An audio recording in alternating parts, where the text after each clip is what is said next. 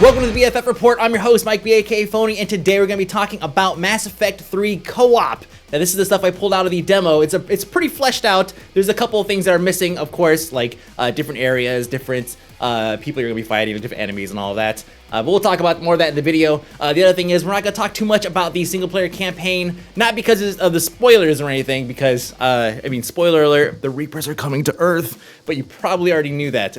Alright, so kind of character creators. So here we have all the different classes that you could choose, as well as all the different actual characters that you can unlock. So as you can see going down this list, I am probably the most unluckiest son of a bitch out there, because I'm the only person that's only unlocked one thing. Yay, I got Liara Croft. I'm so happy. But when you do make your character, whether it be something amazing that you've unlocked that I've not, which is everything, then you could go through and actually change the appearance. And you have a couple different color options. And for a new character, a lot of these are going to be locked, and you unlock them by playing the game and earning XP and getting cards from recruit packs and veteran packs, which we're going to talk about in a second.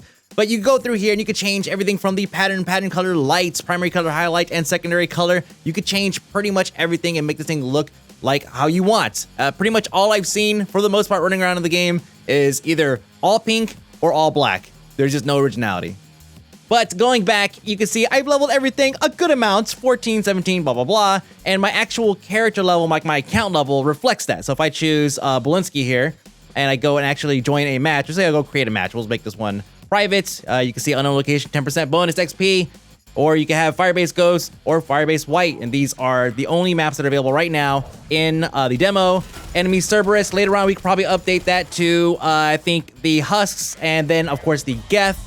And as you know, playing Mass Effect 2, Mass Effect 1, there is a wide variety of different types of Geth, as well as different types of Husks. So remember, there's like the regular Husks that just kind of charge you like, you know, zombies. Then the other Husks that actually are larger and they carry shotguns. Those ones are always awesome. I'm wondering if we're probably going to see collectors coming up. I'm not quite sure. For anyone that doesn't know, collectors are Protheans. Oh, look at the hats. Oh, ruining the story for you guys. The bronze challenge, silver, or gold. These are the different challenge types that you could choose. I have done silver and bronze, done bronze to death, done silver a few times. We tried gold with an actual organized team, and holy balls, did we suck.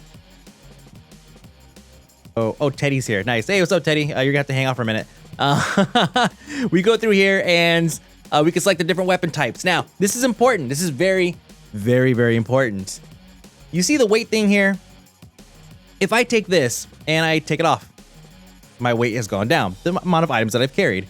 That means my power recharge speed has been increased. Now, if I were to take this and, let's say, put a shotgun on, which is usually pretty heavy, you can see that the weight has increased, or the amount of bonus that I get for having less weight has decreased, while my weight has increased. Does that make sense? So the more heavier stuff I put on, the less of a bonus I get to my actual recharge speed. So what this is, whenever you're casting a biotic ability or a tech ability or using any kind of cooldown, it is actually increased. The cooldown is actually cut down based off of the decrease in weight. Let's go and take a look at the M300 Claymore shotgun. This thing is so heavy that it actually increases the cooldown time on all of my abilities. It's like the only thing that I've gotten so far that actually does this. It's completely ridiculous. But we can add some mods to it, and these mods you get from the different packs, the recruit pack and the veteran pack, so whatever that you purchase from the credits you earn by playing matches. And here I have a bayonet and lots of other things. Now, the shotgun has its own set of mods that you unlock, and some of them are actually specific only to the shotgun. Some of them can be used across other weapons.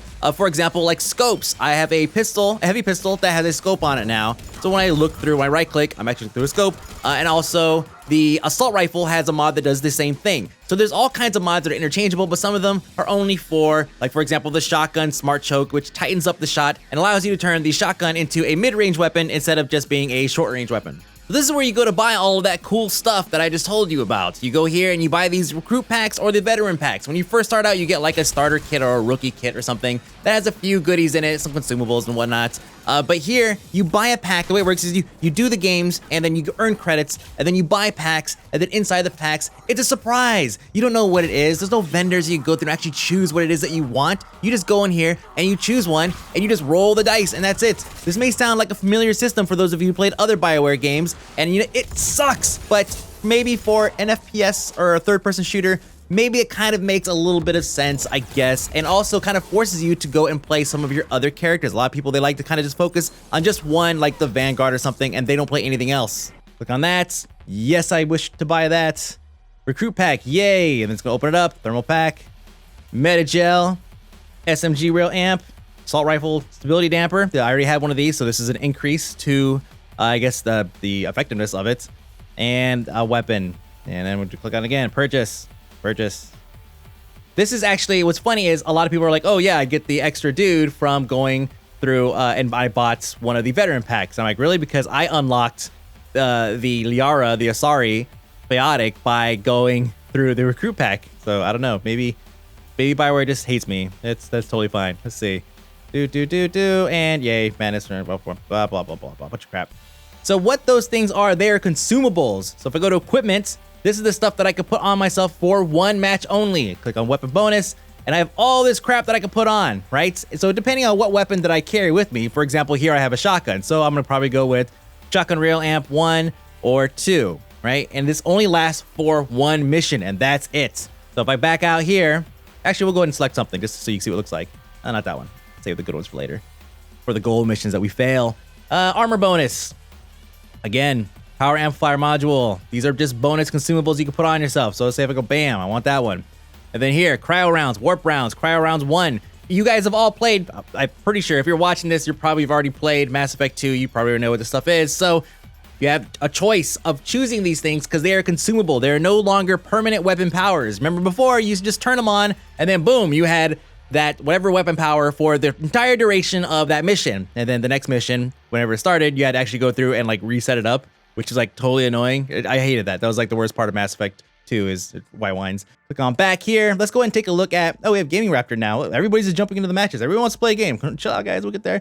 He's got a level 20 Sentinel. We can actually click here. See what he's got. Look at that. Carnifex 7. That Carnifex is a bitch. Let me tell you about that thing. It is a sniper rifle and a handgun. So if you unlock an M6 Carnifex, then just stick with that. Get rid of everything else. Honestly, I run with one weapon anyway, so I can have the maximum amount of recharge speed, I guess, bonus. So I wouldn't even run with anything other than that because you could just headshot all day. It's totally ridiculous. That is pretty much everything that you need to know here in this window. I have Dark Forsaken and Gaming Raptor ready to go. I just keep gaining people. Everybody wants to play games. Don't worry, guys. We'll get started in just a minute. Hold on a second. I should talk to them. I'm filming stuff right now for the BFF report. Hold on just a minute. Here, hit the ready key a bunch of times so that people can see what it looks like when people are ready. Do that for me. Look at that. Look at that thing. The problem is that I see, I'm gonna leave this up so you can hear it, is that when you're in the game, I don't actually see an indicator anywhere to show who's talking. So someone could be like, oh, your mom's fat or something, or you like soggy burritos, and then you'd be like, oh, wow, I wonder what jerk-off said that. I have no idea because as far as I can see, there's no indicator to tell me if there is any, or what specific person is actually talking to you.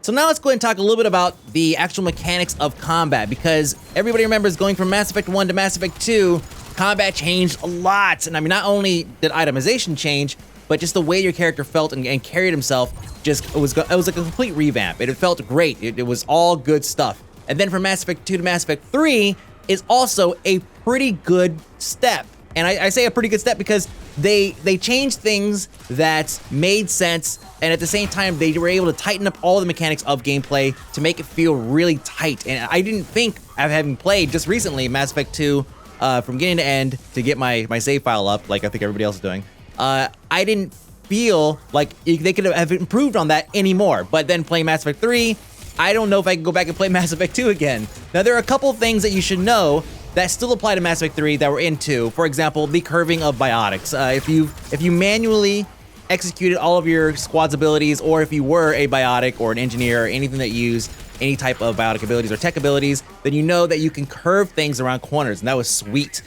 But Mass Effect 3, that's been improved greatly, and it's actually kind of almost like a smart missile in a sense. Everything you fire is a magic missile. That's what we'll call it. Everything is a magic missile. You throw it, and it will go in a straight line in the direction that you threw it, and then at the very last second, it's gonna break right, or go down, or go up, or whatever direction it needs to in order to go around whatever obstruction is in the way, and it will nail that guy. It's actually kind of cool. In most cases, it kind of looks like your ability is actually like dunking all over the person that's trying to take cover, and it's sweet. Now, there are some abilities that do not do that. Some of the tech ones, like for example, Overload. This is an ability that does damage to shields, and also you can throw it at whatever random person you want to, and it will kind of knock them back because you're electrocuting them, basically.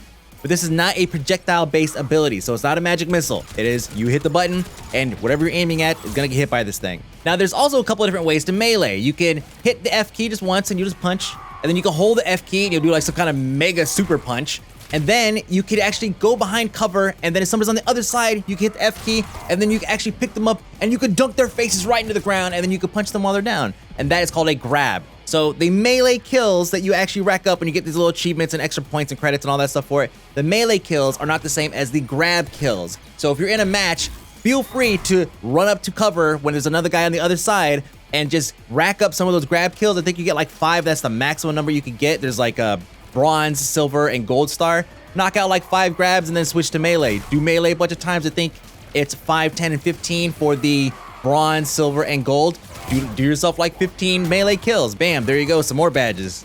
Speaking of badges, you can earn these things by doing just about anything. You could get a ton of assists, so if somebody else gets the kill, then you get an assist. And it'll pop up and say assist, 300 points. And then you can also get headshots. You could get badges for using a specific weapon. So if I use nothing but assault rifles, then by the time I get about 25 kills, I'm gonna get a badge or something. There's just a badge for pretty much everything. Just surviving 3 levels will get you a badge. At the very end of a match, and this is very, very, very important because too many idiots are playing this game right now. At the very end of every match, so you're on wave like 11, it's gonna say get to the extraction point. There's a countdown timer, and they're just gonna send waves upon waves of mechs and different types of characters and stuff like that, guardians and just all kinds of dudes.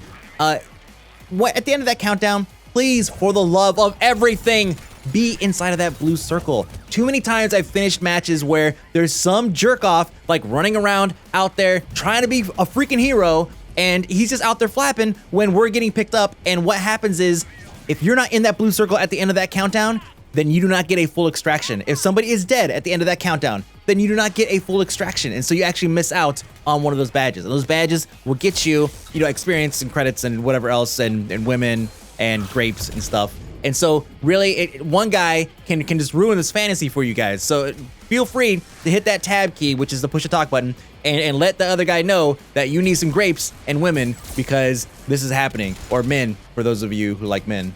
Now, why does the Mass Effect co-op even exist? It's almost as if they're actually trying to test the waters to see if people are going to do it, and then branch off and actually make a spin-off copy where it's like maybe Mass Effect, the Biotics Unleashed. I have no idea. I'm just pulling stuff on my ass now. Who knows? Maybe we're gonna actually see a standalone multiplayer version of Mass Effect in the future. It'll be like something that happens that not even related to the Reaper invasion or any of that stuff, or Commander Shepard. But this co-op actually contributes to a greater system called the Galaxy at War system, and this is developed by BioWare to kind of link up a couple of different systems together to allow you to contribute to, I think, the resources to help assist the Galaxy in preparing to fight off the Reaper invasion. These things are an iOS game, the co-op version, right? There is what's called a datapad, and the datapad is an iOS app that will allow you to go through and manage certain skills and check on the status of the Galaxy and whatnot. And I'm sure there's going to be lots of other things that they release to allow you to, prepare for the Reaper invasion. Even though I feel like I'm going to finish this game in the first day anyways, I guess, while I'm taking a bathroom break, I could be in there playing the iOS game, continuing to ready myself to fight off the Reapers. Oh, I'm out of toilet paper. One last thing, go to soundcloud.com/ph or go to facebook.com/negph, because again, being a big fan of the Mass Effect franchise, I talked to Josh, who's the other half of Negative PH, and we actually did what I consider a pretty sick remix of the Mass Effect 3 theme and the song that you heard in the demo of Mass Effect 3, the Taking Back Earth, not Taking Back Earth, the Escape from Earth piano medley. And then we took it into like this really cool, like strange dubsteppy type look, which Negative PH doesn't really do dubstep, so we kind of have like our own spin on it, sort of. Anyways, it's a free download, so if you guys want to go and just check it out, download it for free, go to, again, facebook.com/negph, or you could go to soundcloud.com/ph. I'm just trying to give you guys free music here, guys. That's it. Chill out. Just here. Just take my music. Just take all of it.